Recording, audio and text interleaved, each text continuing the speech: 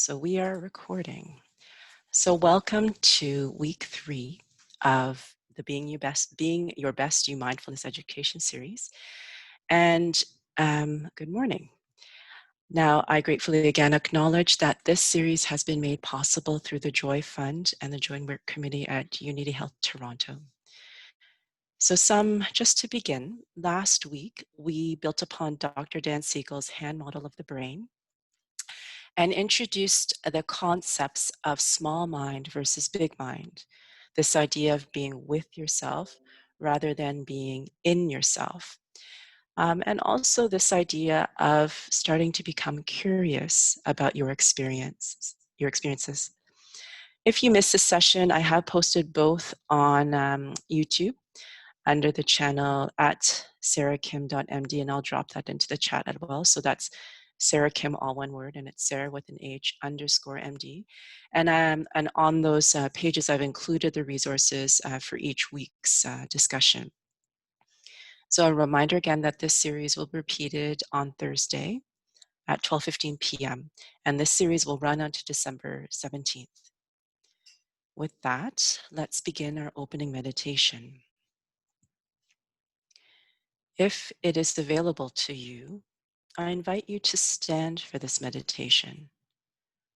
But if it is not, find a position that will be comfortable for you for the next few minutes. Allow your hands to rest comfortably, seeing if you can allow them to yield to gravity, feeling the sensation of weight that gravity gives your limbs.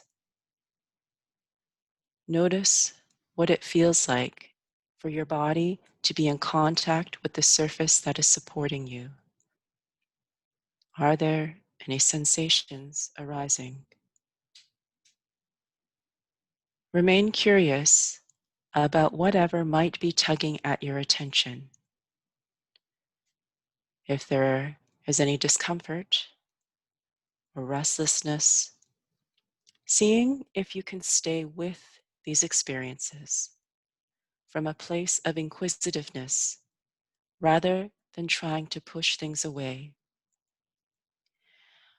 Focusing your awareness to any sensations that may be arising from your belly. Is there movement? Are there sounds? If no feeling is arising, simply noticing that as well from a place of wonderment. If many thoughts are arising, seeing if you can receive these from a place of compassion. Staying with them, if you are able, not necessarily pushing anything away. Allowing whatever is occurring in your experience right now to just be, to be observed. Taking this as a moment to gently embrace all that is you, here in this moment, right now.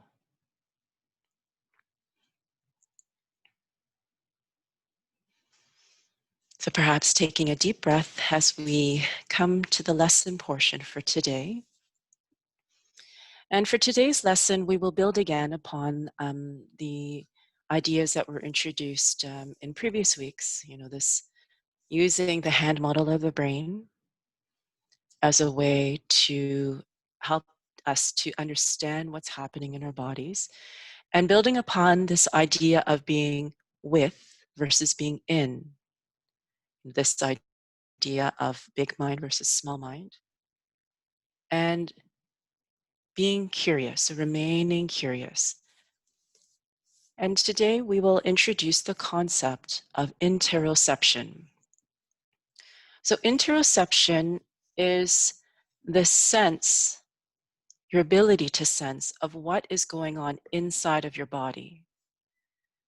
And some examples of this might be the feeling, being able to feel your heart beating, feeling your stomach gurgling, feeling that urge if you have to use the bathroom, hot, feeling hot or cold, thirsty. And people who have difficulty with interoception can also find self-regulation challenging. Now, for a more detailed discussion, I have added some resources in the chat, and I will again post these when I post the videos later on.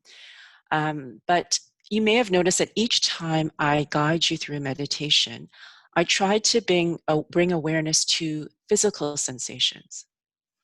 Now, why is bringing this awareness to the physical experience important?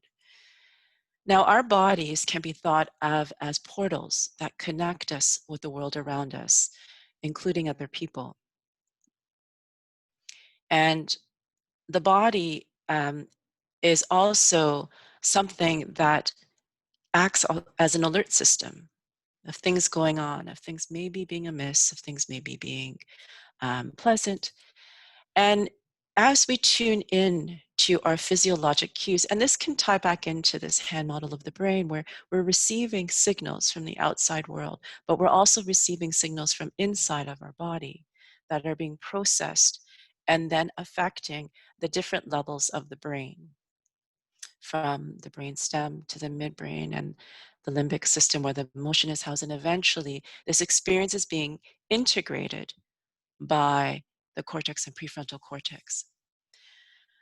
Now, modern day life and much of our work life leads us to ignore our bodies, to be disconnected from our physiologic cues and processes. For example, we ignore hunger, we push through the day, we don't eat, we ignore fatigue, and we ignore pain. And many of our training systems encourage this or reinforce this, is probably a better word. But the body is the key to learning to heal ourselves in many ways. And I can probably guarantee that you are all here because you're suffering in some way. Stress is suffering. Stress is an expression of pain.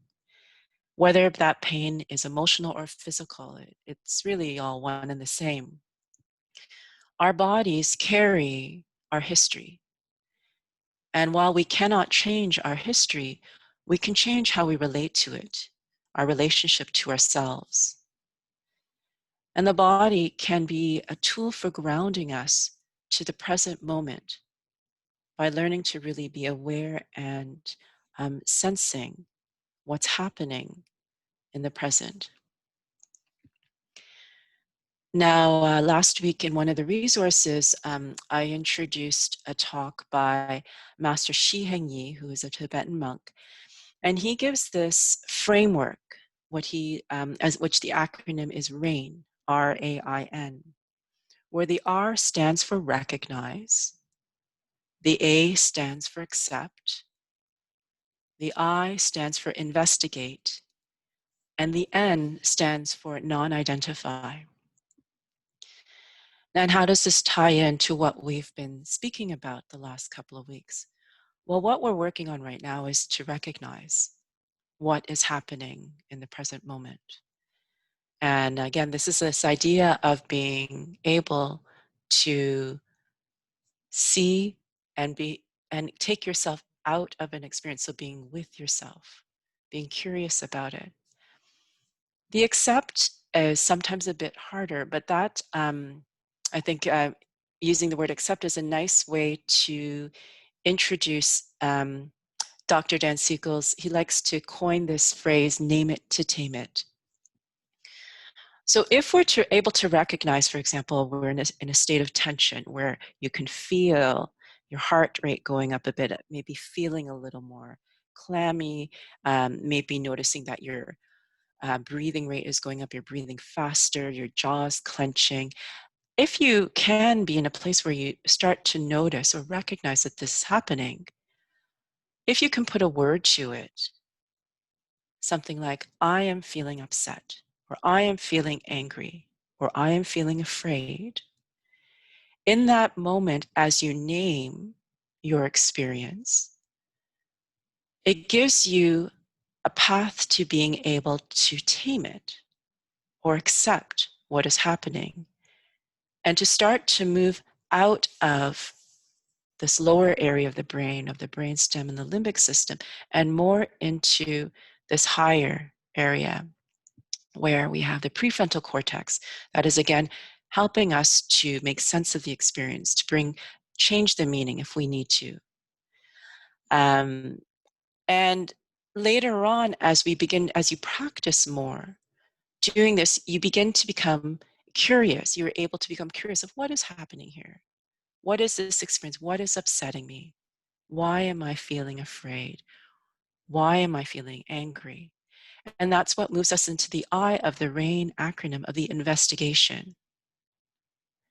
The non-identify, again, will come later on as we move through this a little bit more, where if you've listened to Master Shi Heng Yi's talk, he talks about us not being our feelings. We are not our feelings.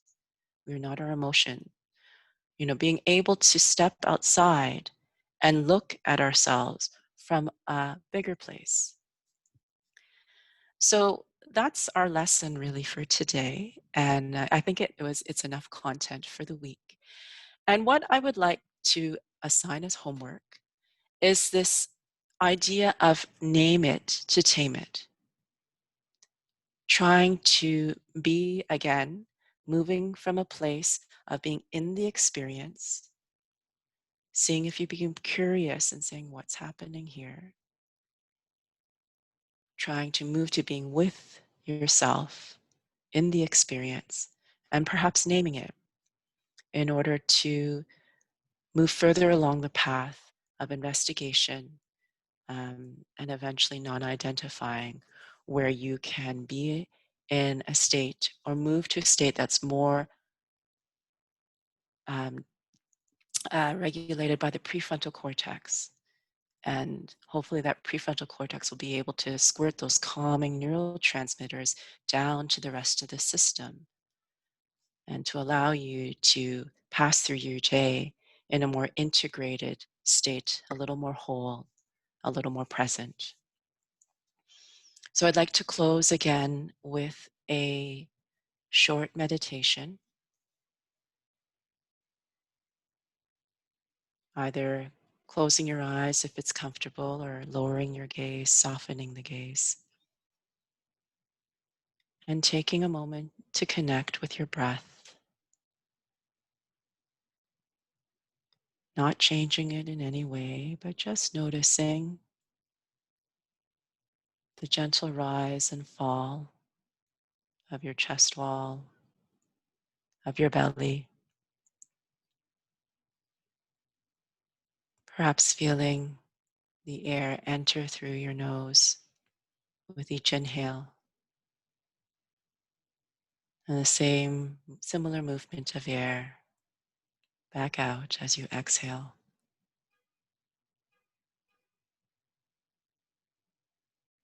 Connecting again with the sensations that may be present in your body, or perhaps again noticing a lack of sensation. But whatever your experience is in this moment right now, seeing if you can remain in a place of inquisitiveness, coming from a place of acceptance, a place of compassion for yourself. And with that, I thank you for attending, and we'll be here again next week. I'll post this recording on the YouTube channel with the resources and a short description of this week's lesson. And a session will be again repeated on Thursday, this Thursday at 12:15 p.m. And with that, thank you for joining us. Have a wonderful day. And I look forward to seeing you in future sessions. And with that, I'll stop the recording.